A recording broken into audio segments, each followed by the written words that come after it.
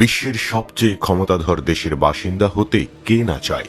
আধুনিক প্রযুক্তি আর নিশ্চিত ভবিষ্যতের আশায় প্রতি বছর প্রায় 1000 মাইল দূরের দেশ যুক্তরাষ্ট্রে একটু ঠাঁই জোগাতে কি মরিয়া চেষ্টাই না করে পৃথিবীর বিভিন্ন দেশের লাখ লাখ মানুষ। আমেরিকার বাসিন্দা হতে চাওয়া এসব মানুষদের কাছে অনেকটা জাদুর কাঠি H-1B ভিসা। বিদেশি কর্মীদের জন্য বিশেষায়িত ভিসার আওতায় সাময়িক সময়ের জন্য বিদেশি কর্মীদের বিশেষ ধরনের কাজ দিতে পারে মার্কিন নিয়োগকর্তারা। সাধারণ যে কাজের জন্য দক্ষ মার্কিন কর্মী পাওয়া যায় না, সে কাজের জন্য এই ভিসার আওতায় বিদেশ থেকে আনা হয় কর্মী। এই ভিসার মেয়াদে সর্বোচ্চ 6 বছর আমেরিকায় কাজ করতে পারেন। তবে এর মধ্যে আবেদন করা যায় গ্রিন কার্ডের জন্য। মূলত মার্কিন প্রযুক্তি কোম্পানিগুলো দীর্ঘদিন ধরে এই ভিসার আওতায় কর্মী নিয়োগ করছে। বিশেষ করে কম্পিউটার প্রোগ্রামার ও সফটওয়্যার ইঞ্জিনিয়ারদের চাকরি দিয়ে যুক্তরাষ্ট্রে নিয়ে আসা এসব কোম্পানির আগ্রহের জায়গা। তথ্য প্রযুক্তি খাতের কাজে তেমন দক্ষ নয় মার্কিনিরা। ট্রাম্প প্রেসিডেন্ট নির্বাচিত হওয়ার পর থেকে যুক্তরাষ্ট্রে অভিবাসীদের ভবিষ্যৎ নিয়ে চলছে নানা উদ্বেগ উৎকণ্ঠা। তারই ধারাবাহিকতায় নতুন করে আলোচনায় এই ভিসা।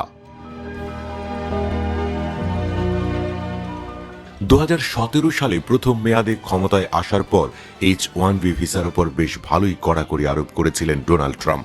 1 বছরের মধ্যে এই ভিসা আবেদনে প্রত্যাখ্যানের সংখ্যা বেড়ে যায় 24%, যা কেবল 5 থেকে 8% ছিল বারাক ওবামার আমলে এবং 2 থেকে 4% ছিল বাইডেনের আমলে।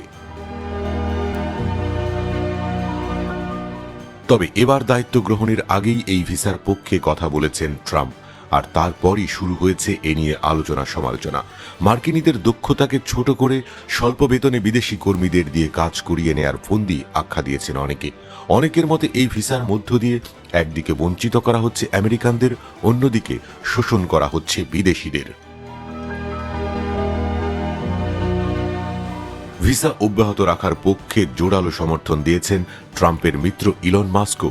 তিনি নিজেও এই ভিসার মাধ্যমে কাজ শুরু করেছিলেন যুক্তরাষ্ট্রে।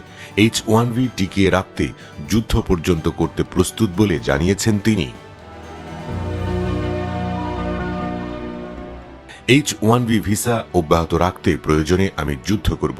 আমি নিজে এই ভিসার কারণেই আমেরিকায় আছি এবং এর মাধ্যমেই স্পেসএক্স, টেসলার মতো শত শত প্রতিষ্ঠান গড়ে উঠেছে। রয়টার্সের তথ্য মতে 2022-23 অর্থ বছরে 2,65,777টি H-1B ভিসার অনুমোদন দিয়েছে যুক্তরাষ্ট্র, যার 78% পেয়েছে ভারতীয়রা। মেক্সিকানদের পর যুক্তরাষ্ট্রে ভারতীয়রাই দ্বিতীয় সংখ্যাগরিষ্ঠ অভিবাসী কমিউনিটি। ফলে এই ভিসা কর্মসূচি বহাল রাখতে নবনির্বাচিত প্রেসিডেন্ট ডোনাল্ড ট্রাম্পের প্রতি আহ্বান জানিয়েছে ভারত সরকারও। পিও রিসার্চ সেন্টারের তথ্য মতে যুক্তরাষ্ট্রে গেল বছর অভিবাসীর সংখ্যা বেড়েছে 1.6 মিলিয়ন, যা গেল 20 বছরের মধ্যে সর্বোচ্চ। বর্তমানে যুক্তরাষ্ট্রের মোট জনসংখ্যার 14% অভিবাসী, যা 1910 সালের পর সবচেয়ে বেশি।